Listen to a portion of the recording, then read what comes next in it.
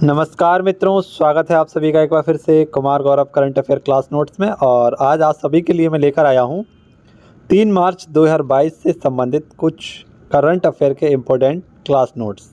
तो आप सभी के लिए ये क्वेश्चन कहीं ना कहीं बहुत ज़्यादा हेल्पफुल होंगे। तो सभी साथी एक बार पेशेंस के साथ पूरी वीडियो को देखना, आपको बहुत मज़ा आने वाला है। वीडियो को काफ़ी इंटरेस्टिंग बनाया है मैंने, और आप सभी के लिए बहुत सारे जो करंट अफेयर के पुराने क्वेश्चन है ना, यानी कि रिलेटेड क्वेश्चन जो होंगे वो उनको मैं आपको साथ के साथ समझाता रहूँगा, बताता रहूँगा। तो पूरे पेशेंस और अपने जुनून के साथ इस वीडियो को देखना, जिससे कि आपको ये वीडियो पसंद आए। देखिए, पहला क्वेश्चन आपसे पूछा गया, वैश्विक पहल है एक MIIR, यानी मीरा आपकी क्या है, एक संबंध है। तो आप लोग याद रखना ना, MIIRA का संबंध ये किससे है। तो इसका संबंध पहले समझ लेते हैं। बाजरा की खपत को बढ़ाना और उसकी उपज को बढ़ाने के लिए IMMRA एक वैश्विक पहल को स्टार्ट किया गया है। जैसा कि आप सभी को पता है कि G20 2023 इसका 18वां संस्करण अपने भारत में आयोजित हो रहा है, जिसकी थीम भी आप सभी को पता होगी, one earth one family one future. इसकी क्या है, इसकी थीम है, यानी कि वसुदेव कुटुंबकम इसकी थीम है। अब साथियों, G20 2023 में एक प्रस्तावित पहल थी आपकी, जिसे हम कह सकते हैं वैश्विक पहल MIIRA। तो इसी तरीके से क्या हुआ, इनकी कृषि मंत्रियों की बैठक हुई थी इंदौर में, तो वहीं पर इसको प्रस्तावित किया गया है। ठीक है, तो आप सभी लोग याद रखना ना, ये काफ़ी इंपॉर्टेंट रहेगा आपके लिए, कहीं ना कहीं आपसे पूछा जा सकता है। जैसा कि आपको पता है, बजट 2023-24 में जो मोटे अनाज हैं उनको हम श्री अन्न के नाम से डिनोट करेंगे। मोटे अनाज कौन कौन से हैं, जैसे आपका बाजरा है, ज्वार है, रागी है, कुर्की है। ये किस में आ जाते हैं, आपके मोटे अनाजों में आते हैं। अब देखिए साथियों, G20 की बात आई है तो G20 से संबंधित कुछ आपके क्वेश्चन इंपॉर्टेंट हैं, इन्हें मैंने आपके लिए लिखा है। जैसे मॉडल G20 की बैठक कहाँ हुई थी, मुंबई में हुई थी। युवाओं के अंदर G20 के प्रति जागरूकता बढ़ सके, तो उसके लिए G20 की स्टार्ट की गई थी मॉडल G20। ऐसी G20 की यूपीज़ में ब्रांड एम्बेसडर कौन थी, तो तिलका रानी। यूपी में 4 स्थानों पर क्या होगी, आपकी G20 की बैठक आयोजित की जाएगी, जैसे आगरा है, वाराणसी है, लखनऊ है और गौतम बुद्ध नगर। G20 के शेरपा कौन है, तो अमिताभ कांत जी G20 के शेरपा हैं। अब जैसा कि आपको दिखा है, तो इसमें आपके लिए कुछ फसल इंपॉर्टेंट क्वेश्चन लेकर आया हूँ, इन्हें आपको दिखाता हूँ मैं। देखिए, सबसे पहले आपका क्वेश्चन है, विश्व में खीरे का सबसे बड़ा निर्यातक देश कौन सा है। तो विश्व का है सबसे बड़ा खीरे का निर्यातक देश है अपना भारत। अगर हम बात करें चाय के उत्पादन में, है ना, चाय के उत्पादन और उपभोक्ता में भी भारत पहले स्थान पर है। इसके साथ साथ दुग्ध उत्पादन में भी भारत पहले स्थान पर है, आपको पता है। ठीक है, ये सारे पॉइंट आपको याद रखने हैं। अब देखिए, जैसे कि आपको पता है, मीठा खीरे का GI टैग किसे दिया गया था, नागालैंड को दिया गया था। अब मैंने कुछ फसल लिखे हैं और उनके प्राचीन नाम लिखे हैं। तो जितने भी भाई जो SSC की तैयारी कर रहे हैं, उन सभी के लिए क्वेश्चन रामबाण साबित होने वाले हैं। तो एक बार इनका रिवीजन आप सभी लोग कर लीजिएगा। हालांकि आपको अगर पता हो तो ठीक है, नहीं पता हो तो एक बार इसको ज़रूर देख लेना। चावल, इसको हम ब्रही के नाम से जानते थे। मोटे अनाज को हम गोद्रव के नाम से जानते थे। गेहूँ, इसे हम गोधूम के नाम से जानते थे।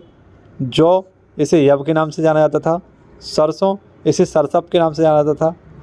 रेड डॉट रोग, ये किस में होता है, गन्ने में होता है। आपने देखा होगा गन्ने में कभी कभी लाल सड़न हो जाती है, तो उसको बोलते हैं रेड डॉट रोग।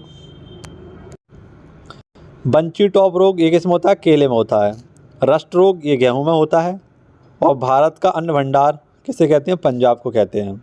ठीक है, भारत का अन्न भंडार किसे कहते हैं, पंजाब को कहते हैं। ये क्वेश्चन भी आपको यहाँ से याद रखने थे। आइए एक और इंटरेस्टिंग क्वेश्चन की ओर चलते हैं। क्वेश्चन नंबर 2 देखते हैं हमारा क्या कहता है। देखिए, क्वेश्चन नंबर 2 भी आपके लिए काफ़ी खास है, और इसमें आपके लिए ऊर्जा संबंधित ऊर्जा स्पेशल क्वेश्चन रहेंगे। इन्हें रिलेट करके आपको बताने वाला हूँ। इनका एक छोटा सा रिवीजन आप सभी लोग लगा लेना, आपके बहुत काम आएगा। देखिए, क्वेश्चन है आपका, IEEFA और एम्बर की रिपोर्ट के अनुसार स्वच्छ ऊर्जा परिवर्तन प्रयासों में सर्वश्रेष्ठ प्रदर्शन किसका रहा है। तो institute of energy economics and financial analysis, जिसे हम IEEFA के नाम से जानेंगे, इसकी फुल फॉर्म मैंने आपको यहाँ पर मेंशन कर दी है। अब ऐसा राज्य जो स्वच्छ ऊर्जा परिवर्तन प्रयासों के लिए काम कर रहा है और बेहतर कार्य करने में लगा पड़ा है जी जान से। तो ऐसे ही राज्यों की एक रिपोर्ट जारी की गई है IEEFA के द्वारा और एम्बर की रिपोर्ट के अनुसार भारत का पहला राज्य होगा कर्नाटक। 16 राज्यों की ये लिस्ट आई है जिसमें बताया गया है 16 राज्यों में टॉप पर कौन है आपका कर्नाटक और दूसरे स्थान पर आपका गुजरात। वहीं पर हम बात करें कि सबसे नीचे कौन है, बॉटम पर कौन है, यानी 16 है, नीचे से टॉप कौन है आपका पश्चिम बंगाल। ये वे 16 राज्य हैं जिनकी विद्युत उत्पादन क्षमता 90% से अधिक है ना, यानी बिजली उत्पादन ये 90% से अधिक करते हैं। ऐसे 16 राज्यों को क्या किया गया, इसमें शामिल किया गया, जिसमें टॉप पर है आपका कौन, कर्नाटक, और सेकंड स्थान पर है आपका गुजरात। सोलर पैनल इनको इन्होंने बढ़ावा दिया है, स्मार्ट ऊर्जा को इन्होंने बढ़ावा दिया है, तो सबसे पहले आपका नाम आया है कौन सा, कर्नाटक का। देख कर्नाटक की बात आई है तो कर्नाटक की राजधानी आप सभी को पता है बेंगलोर है। क्या राजधानी है, बेंगलोर इसकी राजधानी है। और बेंगलोर आप सभी को पता है, बेंगलोर में ही एक आपका है कैंपगोड़ा, क्या है, कैंपगोड़ा एयरपोर्ट। तो कैंपगोड़ा एयरपोर्ट के सामने ही आपकी क्या बन रही है, कैंपगोड़ा की ही मूर्ति बन रही है, जिसे स्टैचू ऑफ प्रॉस्पेरिटी कहा जाएगा। क्या कहा जाएगा, स्टैचू ऑफ प्रॉस्पेरिटी इसे कहा जाएगा। ठीक है, ये भी आपको याद रखना है। कर्नाटक का क्या है मित्रों, कर्नाटक का बेंगलोर। ऊर्जा संबंधित ये क्वेश्चन आपके लिए काफ़ी ज़्यादा इंपॉर्टेंट और हेल्पफुल रहेंगे। हर घर ऊर्जा उत्सव, ये हाल ही मनाया गया था उत्सव, हर घर ऊर्जा उत्सव, ये महाराष्ट्र में बनाया गया था, और महाराष्ट्र में भी कहाँ, मुंबई में। जनजातीय क्षेत्रों में ग्रामीण लोगों के जीवन में प्रकाश लाया है, इसके लिए इसे बनाया गया था। और ऊर्जा उत्सव पावर @ 2047 इसका क्या रखा गया था, एक उद्देश्य रखा गया था ठाणे महाराष्ट्र में, इसी को स्टार्ट किया गया था यहीं से ही। CM कौन है महाराष्ट्र के, एकनाथ शिंदे, इनके द्वारा से स्टार्ट किया गया था। सौभाग्य योजना 25 अप्रैल 2017 को स्टार्ट की थी, और राजस्थान इसका फर्स्ट राज्य था इसमें टॉप पर। सेमीकंडक्टर नीति ये गुजरात के द्वारा लॉन्च की गई थी। हर घर जल वाला जिला पहला कौन सा आपका, बुरहानपुर मध्य प्रदेश। और हर घर जल वाला पहला राज्य कौन सा आपका, गोवा। ठीक है, नीचे क्वेश्चन मुझे दिख रहा है तो ये भी क्वेश्चन मैं आपको करा देता हूँ। पहला राज्य सेमीकंडक्टर नीति लागू करने वाला कौन सा बना है, गुजरात। गुजरात में अगर हम बात करें कुल जिले कितने आपके, 33 हैं। ठीक है, यहाँ आप सभी को याद रखना है, इसका स्थापना दिवस कब मनाते हैं, 1 मई को मनाते हैं। इसका प्रमुख नृत्य गरबा और रास है। पहले मुख्यमंत्री यहाँ के जीवा राव थे। ठीक है, और नर्मदा नदी इसे गुजरात का जीवन कहते हैं। ठीक है, लोथल और धौलावीरा आप सभी को याद रखना, ये यहाँ के 2 हड़प्पा स्थल हैं। ठीक है, और 5 वर्षों के लिए इस सेमीकंडक्टर नीति लागू की गई है, 2022 से 2027 तक यहाँ पर चलने वाली है। निवेश को बढ़ावा और प्रोत्साहन को बढ़ावा देने के लिए इसे स्टार्ट किया गया था। एक और क्वेश्चन हमें इंपॉर्टेंट नीचे दिख रहा है तो इसका भी रिवीजन कर लेते हैं। बोनालू महोत्सव, ये बोनालू उत्सव का मनाते हैं आपका तेलंगाना में। देवी महाकाली को धन्यवाद देने के लिए उस उत्सव का आयोजन किया जाता है, और चावल, गुड़ और दूध का इसमें प्रसाद चढ़ाया जाता है। ठीक है, तो आपको यहाँ से ये क्वेश्चन भी याद रखना है। आइए बढ़ते हैं और देखते हैं हमारा अगला क्वेश्चन नंबर 3 क्या कहता है, और भी बेहतरीन तरीके से उस क्वेश्चन को समझने की कोशिश करेंगे, उसके सभी फैक्टों को हम याद करेंगे। इस क्वेश्चन में आपको कुछ इम्पोर्टेंट आपके जो संस्थान रहेंगे, प्रमुख संस्थान जिसे हम कह सकते हैं अंतर्राष्ट्रीय संस्थान, उनके बारे में जानकारी प्रदान करेंगे, और कुछ इंटरेस्टिंग और अलग ही आपको बताने की कोशिश करूँगा, है ना, और आपको याद कराने की भी पूरी कोशिश करूँगा। तो केवल पेशेंस के साथ वीडियो को देखते रहना, इस क्वेश्चन में बहुत मज़ा आने वाला है आपको। बिम्स्टेक एनर्जी सेंटर BEC के गवर्निंग बोर्ड में पहली बैठक का आयोजन कहाँ किया गया है। तो आप सभी लोग याद रखना, पहला प्यार, है ना, और पहली बार जो कुछ भी होता है वो बहुत ज़्यादा इंपॉर्टेंट होता है, आपको पता ही है। तो इसकी पहली बैठक की गई है, और पहली बैठक का आयोजन ही आपकी कहाँ किया गया, बेंगलोर में किया गया है। BEC की स्थापना कहाँ पर की गई है, बेंगलोर में इसकी स्थापना की गई है। तो पहले समझते हैं बिम्स्टेक क्या है ये, है ना। तो बिम्स्टेक 1997 में से की स्थापना की गई थी, और ये सार्क का रिप्लेस करेगा भारत के एवज में। ठीक है, क्योंकि आपको पता है सार्क में पाकिस्तान भी शामिल है और इंडिया भी शामिल है। तो जिस भी संगठन में पाकिस्तान और इंडिया शामिल हो जाए तो आपको बताइए क्या घमासान होता है। ठीक है, तो इसी चक्कर में क्या हुआ, ये सार्क जो था आपका, जिसे हम south Asian association of regional cooperation के नाम से जानते हैं, ये अप्रभावी हो गया है। लेकिन बिम्स्टेक यहाँ पर एक नया उभरता हुआ संस्था बनेगा, क्योंकि यहाँ पर कुल देशों की संख्या कितनी है? 7 है। जैसे आप समझ लीजिए एक बार, इंडिया है, नेपाल है, भूटान है, बांग्लादेश है, श्रीलंका है, म्यांमार है और थाईलैंड है। ये वो देश हैं जिनकी सीमा किससे लगती हैं? भूमध्य सागर से लगती हैं। माफ़ करना, भूमध्य सागर से नहीं, इनकी सीमा किससे लगती हैं? तो आप सभी लोग याद रखना, जो आपकी बे ऑफ बंगाल यानी बंगाल की जो खाड़ी है, इससे इसकी सीमा लगती है, ठीक है।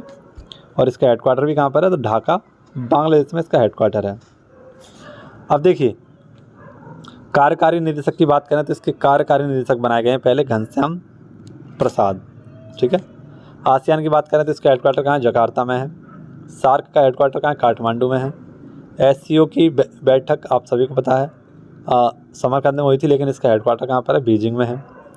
नाटो की अगर हम बात करें तो इसका हेडक्वार्टर कहाँ है? ब्रुसेल्स में है। WEF वर्ल्ड इकोनॉमिक फोरम, इसकी हेडक्वार्टर कहाँ है? जिनेवा में है और दावोस में इसकी बैठक होती है। UNO का हेडक्वार्टर ये कहाँ पर है? न्यूयॉर्क में है। और UNEP का हेडक्वार्टर कहाँ पर है? नैरोबी, केन्या में है।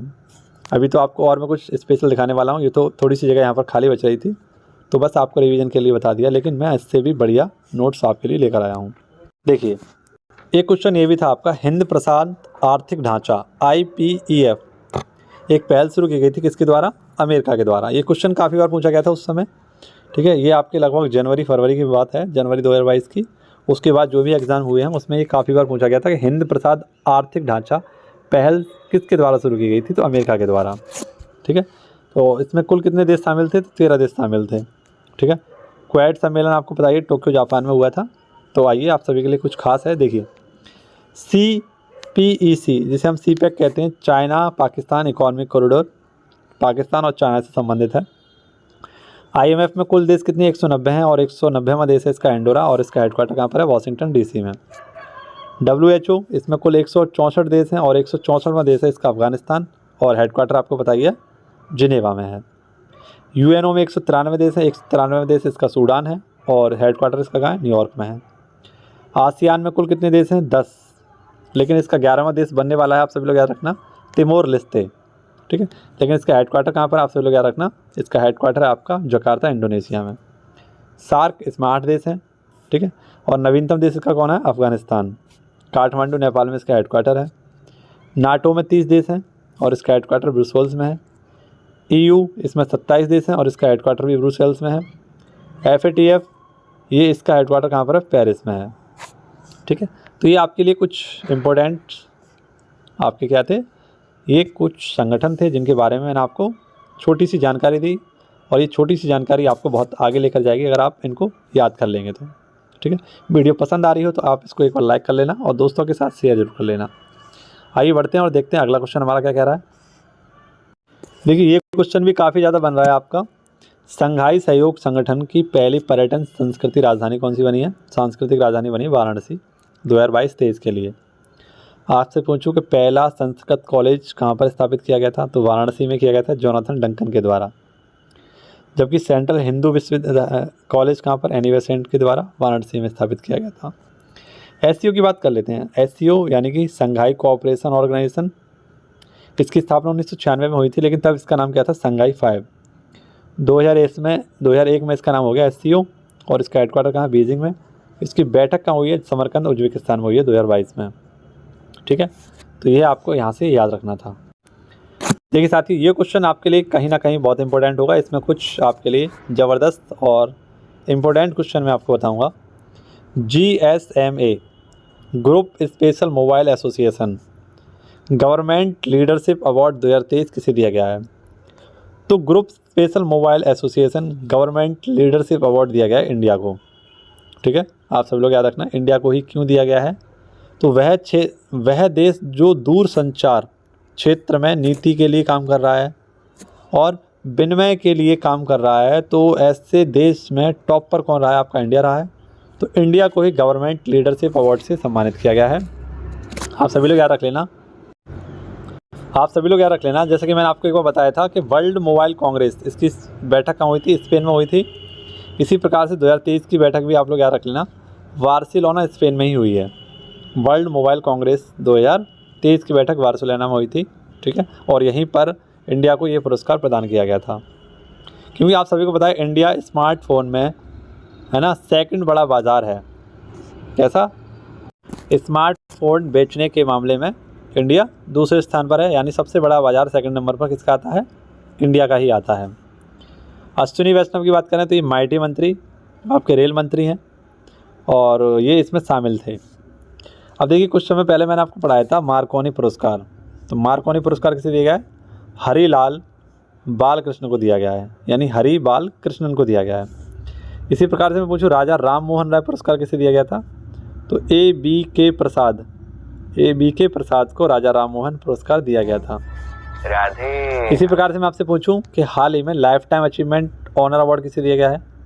तो ये डॉक्टर मनमोहन सिंह जो पूर्व प्रधानमंत्री थे, इनको दिया गया था। मैं आपसे पूछूं लिबर्टी पुरस्कार किसे दिया गया?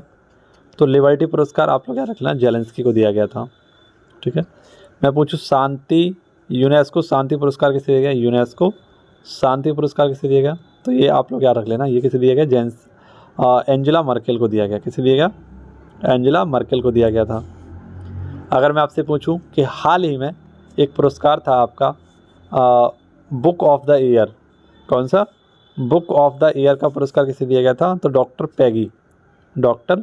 पैगी मोहन, इनको दिया गया था, डॉक्टर पैगी मोहन। ठीक है। अगर मैं आपसे पूछूं कि हाल ही में time person of the year किसे दिया गया था? Time person of the year, तो ये जेलेंस्की को दिया गया था। किसे? जेलेंस्की को दिया गया था। ठीक है, आप लोग याद रख लेना, जेलेंस्की को time person of the year और लिबर्टी पुरस्कार से सम्मानित किया गया था। ठीक है। लेकिन आपसे मैं पूछूं कि साहित्य का नोबेल पुरस्कार किसे दिया गया? साहित्य का नोबेल पुरस्कार, तो साहित्य का नोबेल पुरस्कार याद रखना आप लोग, किसे दिया गया? एनी एनोक्स। किसे दिया गया? एनी एनोक्स को दिया गया है।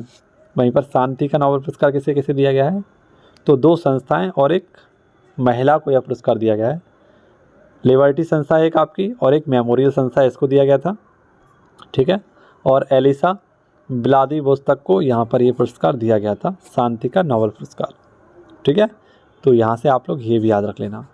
आई होप आपको ये क्वेश्चन समझ में आया होगा। आगे बढ़ते हैं और देखते हैं अगला क्वेश्चन हमारा क्या कह रहा है। क्वेश्चन में आपसे पूछा गया है कि 2 से 4 मार्च तक नई दिल्ली में 8वां रायसीना डायलॉग की थीम क्या है? ठीक है। तो इसकी थीम आपने याद रखना है, मैंने यहाँ पर लिख दी है। कुछ बातें जान लेते हैं रायसीना हिल्स के बारे में। देखिए, यहीं पर आपका राष्ट्रपति भवन भी स्थित है और इस डायलॉग की स्थापना या शुरुआत हुई थी 2016 में। तो हाल ही में इसका शुभंकर या इसका शुभारंभ किसने किया है? प्रधानमंत्री मोदी जी ने किया है। और इसकी मुख्य अतिथि कौन रही हैं? तो ये हैं आपकी जॉर्जिया मेलोनी, जो कि इटली की पहली महिला प्रधानमंत्री हैं। चलिए मैं आपसे एक क्वेश्चन पूछता हूँ, बताइए ब्राज़ील के नए राष्ट्रपति का नाम क्या है? ब्राज़ील के नए राष्ट्रपति का नाम क्या है? ठीक है। बांग्लादेश के नए राष्ट्रपति का नाम क्या है? बांग्लादेश के नए राष्ट्रपति का नाम क्या है? ये दोनों करंट अफेयर के क्वेश्चन है, आपको कमेंट बॉक्स में बताने हैं। इसी प्रकार से मुझे बताइए चिली के नए राष्ट्रपति कौन है? चिली के नए राष्ट्रपति कौन है? ठीक है। इन तीनों का मुझे आंसर कमेंट बॉक्स में दीजिए आप, जो आपकी लाइव चैट चल रही है ना, इसमें बताइए। ठीक है। चलिए देखिए, आपके लिए कुछ क्वेश्चन हैं, जैसे कि इसका आयोजन विदेश मंत्रालय और ऑब्जर्व रिजर्व फाउंडर के द्वारा इसका आयोजन किया गया था, रायसीना डायलॉग का। अगर मैं आपसे पूछूं कि G20 2023 की बैठक भारत में हो रही है, G7 2022 की बैठक कहाँ हुई थी? जर्मनी में हुई थी। SCO 2022 की बैठक समरकंद में हुई थी, उज्बेकिस्तान में। क्वाड 2022 की बैठक टोक्यो में हुई थी। विश्व हिंदी सम्मेलन 2023 इसका आयोजन कहाँ किया गया? फिजी में। प्रवासी भारतीय दिवस 2023 ये इंदौर में आयोजित किया गया था। यूथ गेम्स इनका आयोजन कहाँ किया गया था? मध्य प्रदेश में। यूनिवर्सिटी गेम्स का आयोजन कहाँ पर होगा? उत्तर प्रदेश में होगा। जैसा कि आपको पता है कि यूथ गेम्स का रिजल्ट भी आ चुका है, तो खेलो इंडिया यूथ गेम्स में टॉप पर कौन रहा है आपका? महाराष्ट्र। इस बार कौन रहा है? महाराष्ट्र इस बार आपका टॉप पर रहा है। ठीक है। लेकिन सेकंड स्थान पर कौन है? जो पिछली बार पहले स्थान पर था, हरियाणा। ठीक है। और मेजबान राज्य यानी कि मध्य प्रदेश आपका कौन से स्थान पर है? तो ये तीसरे स्थान पर है। ठीक है, मध्य प्रदेश तीसरे स्थान पर है। तो ये भी आप सभी को यहाँ से याद रखना था। अगला क्वेश्चन देखिए क्या कह रहा है आपका। पेप्सिको इंडिया द्वारा किसको अपना ब्रांड एम्बेसडर बनाया गया है? तो पेप्सी के जो हाल ही में आपके ब्रांड एम्बेसडर बने हैं वे हैं रणवीर सिंह। ठीक है। रणवीर सिंह पेप्सी के क्या हैं? नए ब्रांड एम्बेसडर हैं। यानी अब जो ऐड आएगा आपके सामने वो किसका आएगा? रणवीर सिंह लेकर आएंगे। ठीक है। इनकी वाइफ का नाम आप सभी लोग जानते होंगे, दीपिका पादुकोण। अच्छा, मैंने इनका वाइफ का नाम दीपिका पादुकोण क्यों लिखा? तो मैंने आपको याद दिलाने के लिए लिखा है कि फीफा जो आपका क्या हुआ था, फीफा वर्ल्ड कप क्या हुआ था? फीफा वर्ल्ड कप जो हुआ आपका इस फीफा वर्ल्ड कप में क्या हुआ, यहाँ पर जो आपकी अल रहला क्या थी, रहला नाम की एक फुटबॉल थी आपकी, है ना, आप सभी को पता है। और यहीं पर आपकी ट्रॉफी का जो अनावरण किया था वो किसने किया था, दीपिका पादुकोण ने किया था। और अभी मैंने आपको बताया था WFP, है ना, WFP इसकी बैठक कहाँ होती, दावोस में। तो दावोस में ही इनको एक पुरस्कार भी दिया गया था, क्रिस्टल पुरस्कार। दीपिका पादुकोण को ही इससे सम्मानित किया गया था। अब इसकी थीम टैगलाइन क्या रखी गई है पेप्सी की, तो rise up baby, rise up baby इसकी थीम रखी गई है। पूमा इसके कौन है, ब्रांड एम्बेसडर, तो हरमनप्रीत कौर है, ठीक है। 360 ICC वित्तीय इसके कौन है, तो सूर्य कुमार यादव। यूनिसेफ इसके कौन है, आयुष्मान खुराना। और रणबीर कपूर, आप लोग याद रखना, रणबीर कपूर कौन है, दादा साहेब फिल्म पुरस्कारों में, दादा साहेब फिल्म पुरस्कारों में बेस्ट एक्टर का अवार्ड किसे दिया गया, रणबीर कपूर को दिया गया था। बेस्ट एक्ट्रेस का अवार्ड इनकी पत्नी आलिया भट्ट को दिया गया था। और बेस्ट फिल्म का अवार्ड किसे दिया गया था, तो बेस्ट फिल्म का अवार्ड दिया गया है आपका द कश्मीर फाइल्स को दिया गया। किसको, द कश्मीर फाइल्स, ठीक है। ये भी आप सभी को याद रखना है। देखिए ये क्वेश्चन आपको बहुत आगे तक लेकर जाएगा। इस क्वेश्चन में आपको कुछ नए अच्छी अच्छी बातें बताऊंगा जो आपके किससे, नेशनल पार्क से संबंधित होंगी। इस प्रकार से नेशनल पार्क आपको किसी ने नहीं पढ़ाए होंगे जिस प्रकार से मैं आज पढ़ाने वाला हूँ आपको। तो पहला क्वेश्चन देखते हैं, चिंतन शिविर का आयोजन, चिंतन शिविर का आयोजन हाल ही में कहाँ किया गया है, तो काजीरंगा नेशनल पार्क। आपने सुना होगा काजीरंगा नेशनल पार्क, एक सींग वाले गैंडा के लिए फेमस होता है आपका काजीरंगा नेशनल पार्क। किस राज्य में है, असम में। असम में कुल मिलाकर आप लोग याद रख लेना, यहाँ पर 7 नेशनल पार्क हैं। कितने, 7 नेशनल पार्क हैं, जिनमें से एक आपका काजीरंगा है, एक आप लोग याद रख लेना कौन सा, नामेरी है, ठीक है। एक ओरांग है, ओरांग, कौन सा, ओरांग। एक आपका डेबरू साइखोवा है, ठीक है, डेबरू साइखोवा है। एक आप लोग याद रखना देहिंग पटकई है, कौन सा, देहिंग पटकई, ठीक है, देहिंग पटकई। मानस, है ना। तो ऐसे करके आपके कितने, 7 नेशनल पार्क कहाँ पर हैं, असम में ही हैं।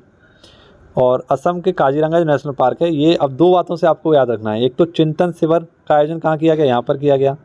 एक सिंग वाला गैंडा यहीं पर है। और एडोल्फ ऑफ यूनिकॉर्न, कौन सा, एडोल्फ ऑफ यूनिकॉर्न भी यहीं बनाया गया था, जो गैंडे थे उनकी राख से, है ना। एडोल्फ ऑफ यूनिकॉर्न, 2 छोटे, एक बड़ा और एक छोटा गैंडा बनाया गया था आपका, ठीक है। तो इसका उद्देश्य क्या है, आयुष के क्षेत्र में अनुसंधान को बढ़ावा देने के लिए इसे स्टार्ट किया गया। आयुष के क्षेत्र में बढ़ावा देने के लिए इसको स्टार्ट किया गया, ठीक है, असम से। असम की अगर हम बात करें तो असम की कल मैंने आपको एक पूरी की पूरी लिस्ट कराई थी, पूरा राज्य मैंने आपको कराया था। असम की राजधानी क्या है, तो असम की राजधानी है दिसपुर, ठीक है। यहीं पर आपकी कौन सी नदी बहती है, तो ब्रह्मपुत्र नदी, जिसके किनारे आपका गुवाहाटी और आप लोग याद रख लेना असम का ही एक शहर है डिब्रूगढ़। ये दोनों ब्रह्मपुत्र नदी के किनारे ही बसे हुए हैं। ब्रह्मपुत्र नदी क्यों फेमस है, क्योंकि इसे बांग्लादेश में क्या कहते हैं, जमुना के नाम से जानते हैं। किस नाम से जानते हैं, जमुना के नाम से जानते हैं। और ब्रह्मपुत्र को तिब्बत में किस नाम से जानते हैं, तो ब्रह्मपुत्र को तिब्बत में सांगपो के नाम से जानते हैं। तो इसी ब्रह्मपुत्र नदी पर क्या हुआ है, आपका एक क्या बनना है, नदी द्वीप बनना है। और इस नदी द्वीप का नाम है माजुली। क्या नाम है, माजुली। ये माजुली द्वीप आपका असम में ही पड़ता है, ठीक है। विश्व का सबसे बड़ा नदी द्वीप है जो अपने भारत में, और भारत में भी कहाँ पर, माजुली। और माजुली में कहाँ पर है ये आपका माजुली, तो याद रखना असम में, ठीक है। अब देखिए आपको नेशनल पार्क कराता हूँ मैं याद। देखिए राष्ट्रीय उद्यानों की बात करें तो मध्य प्रदेश के देख लीजिए आप, कान्हा, पेंच, पंचमढ़ी सतपुड़ा, माधव, बांधवगढ़ और पन्ना, है ना। ये सब कहाँ पर आपके मध्य प्रदेश में। उत्तर प्रदेश में दुधवा नेशनल पार्क है, महाराष्ट्र में चंदौली और तबोड़ा, छत्तीसगढ़ में कामेंग, इंद्रावती और गुरु घासीदास, ठीक है। लक्ष्मीबाई मैरीन ये आपका अंडमान निकोबार में है। संजय गांधी नेशनल पार्क महाराष्ट्र में है। इंदिरा गांधी नेशनल पार्क तमिलनाडु में है।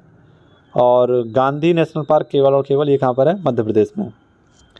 पादप जीवाश्म नेशनल पार्क मांडला मध्य प्रदेश में है। काजीरंगा एक सींग वाले गैंडे के लिए फेमस है, असम में है। गिर नेशनल पार्क एशियाई शेरों के लिए फेमस है और कहाँ है, गुजरात में है। गांधी सागर वन्यजीव अभयारण्य मध्य प्रदेश में है। देखिए हाथी परियोजना देख लीजिए, हाथी परियोजना या गजतमे परियोजना झारखंड से स्टार्ट की गई थी 1991-92 में। कुल हाथी रेंज कितने, 10। कुल हाथी रिजर्व कितने हैं आपके, तो कुल हाथी रिजर्व में आपके 32। हाथी पुनर्वास केंद्र ये आपका हरियाणा में है। पहला हाथी गांव कौन सा है आपका? तो कुंडा गांव, जयपुर। ठीक है। और भारत का कैसा है हाथी? विरासत पशु है आपका। क्या है? विरासत पशु। विश्व का सबसे ठंडा स्थान कौन सा है आपका? तो यह बरखाया, साइबेरिया। और भारत का सबसे द्रास, लद्दाख। सेकंड पर है भारत, फर्स्ट स्थान पर है। ठीक है।